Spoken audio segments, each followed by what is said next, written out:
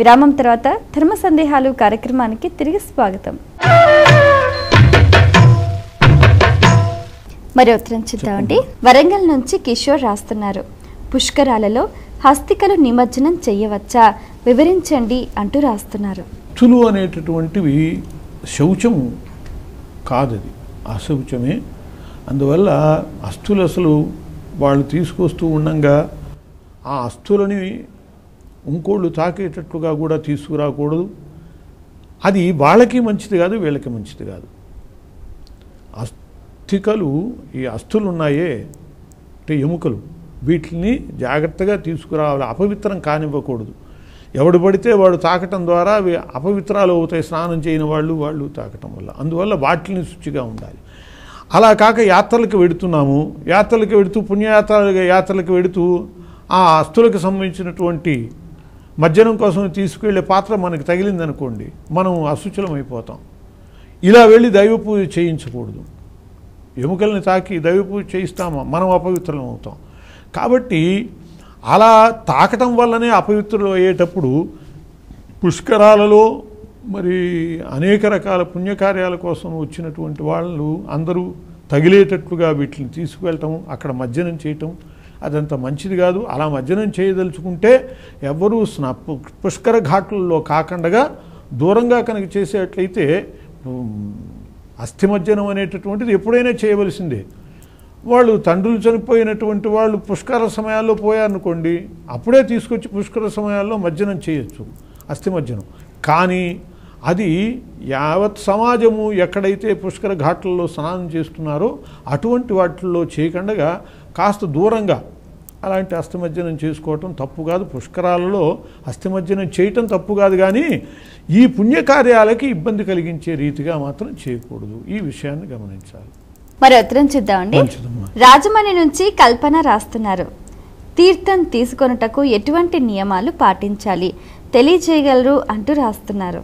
తీర్థం విషయంలో మనం అకాల మృత్యుహరణం, సర్వవ్యాధి నివారణం, సమస్త పాపక్షయకరం, శ్రీరామపాదోదకమును హనుమత్పాదోదకము, పావనం శుభం అని చెప్పి తీసుకుంటూ ఉంటాం. అది భగవంతుని యొక్క పాదోదకంగా.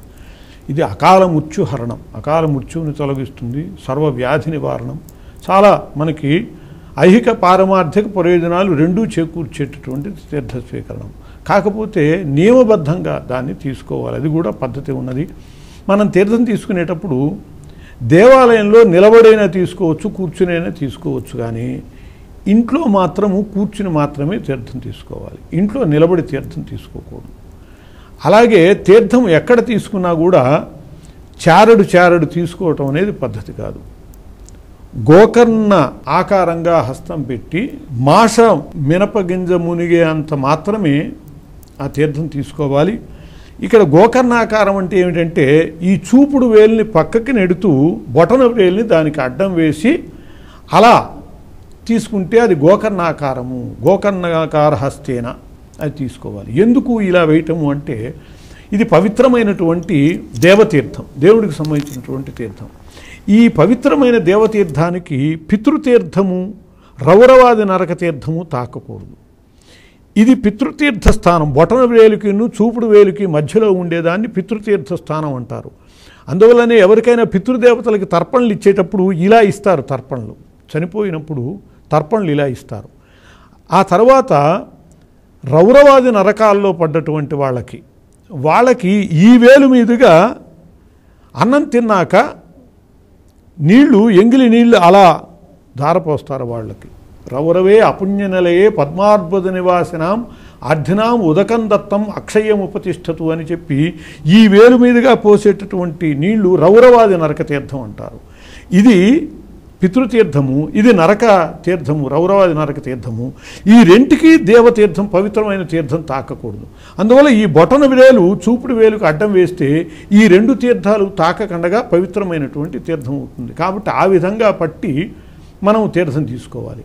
ఇంకా విశేషం ఏంటంటే మన వేళ్లలో చూపుడు వేలికి మధ్య వేలికి మధ్య ఎక్కువ ఖాళీ ఉంటుంది. అలా కనుక పట్టేట్లయితే తీర్థము నేరుగా మన కాళ్ళ కింద పడుతుంది. అందుకోసం మనం తీర్థం తీసుకునేటప్పుడు అలా చేయి పెట్టడమే కాకుండా కింద ఒక గుడ్డ ఆధారం పెట్టుకునే మనం తీర్థం తీసుకోవాలి అని చెప్పి పెద్దలు చెబుతారు. అలా తీర్థం తీసుకున్నాక ఆ శేషాన్ని తలకి రాసుకోవచ్చు, శాస్త్రము అంగీకరిస్తుంది. కొందరు ఏం చేస్తారంటే దేవాలయాల్లో తర్వాత శతగోపురం పెట్టేటప్పుడు ఆ ఎంగిలి దీనికి తగులుతుందని అలా తలకి రాసుకోవద్దని అంటారు. కొందరు ఏం చేస్తారంటే ముందు శతగోపురం ఇస్తారు, తర్వాత తీర్థం ఇస్తూ ఉంటారు. ఏదైనా శాస్త్ర విధి ప్రకారము తలకి రాసుకోవటం దోషం కాదు, శిరస్సుకే రాసుకోమని చెప్పి విధి. అలా తీర్థం తీసుకునేటప్పుడు ఈ తర్జనీ వేలుని మాత్రం తర్జనీ పరివర్జయేత్ అని చెప్పి శాస్త్రం. ఈ వేలు ఏ మంచి పనులకి పనికిరాదండి. జపం చేసేటప్పుడు జపమాలకి ఈ వేలు తగలకూడదు. పూజ చేసేటప్పుడు పుష్పాలని ఈ వేలు తగలనివ్వకుండా ఆ విధంగా మనం పూజ చేయాలి తప్పితే ఈ వేలు తగలనివ్వకూడదు. అట్లాగే బొట్టు పెట్టుకోవటానికి ఈ వేలు వాడకూడదు. దంతధావనానికి పళ్ళు తోముకోవటానికి ఈ వేలు వాడకూడదు. మన దురదృష్టం ఏంటంటే ఏది పనికిరాదో అదే ముందు వస్తుంది. పళ్ళపొడి వేసుకోగానే ఈ వేలే బాగా వాటంగా వస్తుంది తోముకోవటానికి. ఇలా ఏ కార్యానికి కూడా ఈ చూపుడు వేలు తర్జని అంటారు.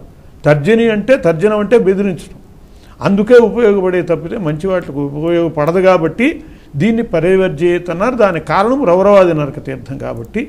అలా పవిత్రమైనటువంటి ఈ తీర్థాన్ని చక్కగా ఆ దైవ అనుగ్రహాన్ని మనం పొందటం కోసమని తప్పకుండా తీర్థం తీసుకోవాలి. ఇలాంటి నియమాలతో తీసుకుంటే ఆ పూర్తి ఫలితాన్ని మనం పొందుతాం.